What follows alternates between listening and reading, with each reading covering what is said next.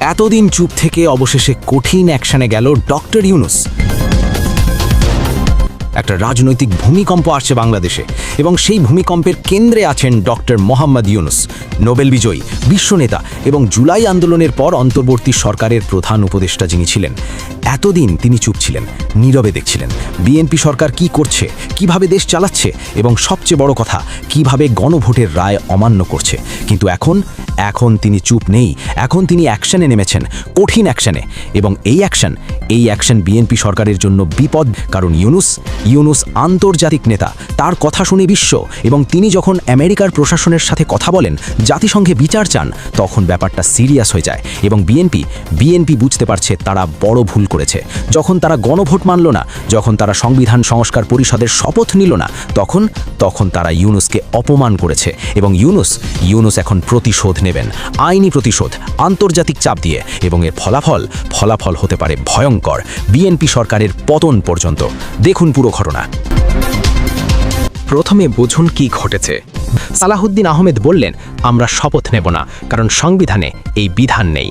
এবং এটাই হলো গণভোটের রায় অমান্য করা। কারণ গণভোটে জনগণ বলেছিল সংবিধান সংস্কার পরিষদ গঠন হোক, এবং বিএনপি সেই রায় মানল না। এবং এখন দেখুন কেন এটা এত গুরুতর। গণভোট আয়োজন করেছিল ইউনূসের সরকার। তারা রাষ্ট্রপতির আদেশ জারি করেছিল, জুলাই জাতীয় সনদ, সংবিধান সংস্কার আদেশ 2025। সেই আদেশে লেখা ছিল একই দিনে নির্বাচন এবং গণভোট হবে, এবং গণভোটে হ্যাঁ জিতলে নির্বাচিত সংসদ সদস্যরা সংবিধান সংস্কার পরিষদের সদস্যও হবে, এবং তারা সংবিধান সংস্কার করবে 180 কার্যদিবসের মধ্যে। এটা ছিল পুরো পরিকল্পনা, জনগণের রায়ের ভিত্তিতে। প্রিয় দর্শক, ব্রেকিং নিউজ, এইমাত্র পাওয়া আপডেট 24 নিউজে স্বাগত। দর্শক, কি হতে যাচ্ছে দেশের মধ্যভাগে? ডক্টর ইউনূস কি করতে যাচ্ছে বাংলাদেশকে নিয়ে? দর্শক, তবে কি ডক্টর ইউনূস এবার সরাসরি অ্যাকশনে নেমে পড়লো? দর্শক, সংবাদ শিরোনাম দেখে বুঝতে পারছেন আজকের সংবাদ কতটা গুরুত্বপূর্ণ হতে চলেছে। দর্শক, স্কিপ না করে সম্পূর্ণ ভিডিও দেখতে থাকুন, অনেক জানতে পারবেন। দর্শক, সম্পূর্ণ ভিডিও দেখতে চ্যানেলটা সাবস্ক্রাইব করে লাইক দিয়ে সঙ্গে থাকুন। দর্শক, বিস্তারিত ভিডিও দেখতে সরাসরি চলে যায় টিভির পর্দায়। বিএনপি কি করলো? তারা নির্বাচন মানলো, জিতলো, সরকার গঠন করলো, কিন্তু গণভোট মানল না, সংস্কার পরিষদের শপথ নিল না। এবং এর মানে কি? এর মানে হলো বিএনপি জনগণের রায়কে প্রত্যাখ্যান করেছে। 68% মানুষ হ্যাঁ বলেছিল, কিন্তু বিএনপি বলল না। এবং এটা ইউনূসকে অপমান করা, কারণ ইউনূস সেই গণভোট আয়োজন করেছিল, তিনি নিজে হ্যাঁ ভোটের আহ্বান জানিয়েছিল। এবং এখন বিএনপি সেই গণভোট মানছে না, মানে ইউনূসের পুরো প্রচেষ্টা মাটি। এবং ইউনূস এটা মেনে নেবেন না। তিনি এখন অ্যাকশনে নেমেছেন, কঠিন অ্যাকশনে। এবং এখন দেখুন কিভাবে বিএনপি সাফাই গাইছে। সালাহুদ্দিন আহমেদ বললেন, সংবিধান সংস্কার পরিষদের শপথের বিধান নেই, তাই আমরা শপথ নিচ্ছি না, আমরা সংবিধান মেনে চলি। কিন্তু এই যুক্তি একদম ফাঁপা। কারণ দেখুন, একই রাষ্ট্রপতির আদেশে নির্বাচন এবং গণভোট হয়েছে। সেই আদেশে বলা আছে গণভোট জিতলে সংস্কার পরিষদ গঠন হবে, এবং বিএনপি সেই আদেশ মেনে নির্বাচনে অংশ নিয়েছে, জিতেছে, শপথ নিয়েছে, কিন্তু একই আদেশের গণভোটের অংশ মানছে না। এটা কেমন যুক্তি? এটা তো দ্বিচারিতা। এবং এটা শুধু ইউনূসের অপমান নয়, এটা জুলাই শহীদদের অপমান, এটা সেই 68% মানুষের অপমান যারা হ্যাঁ বলেছিল। এবং এর জন্য প্রতিশোধ। এখন দেখুন ইউনূস কি করছেন। প্রথম, তিনি আমেরিকার প্রশাসনের সাথে যোগাযোগ করছেন। কেন? কারণ বাংলাদেশে গণতন্ত্র বিপন্ন, জনগণের রায় অমান্য করা হচ্ছে। এবং আমেরিকা গণতন্ত্রের প্রবল সমর্থক, তারা চায় না কোনো দেশে জনগণের রায় অমান্য হোক।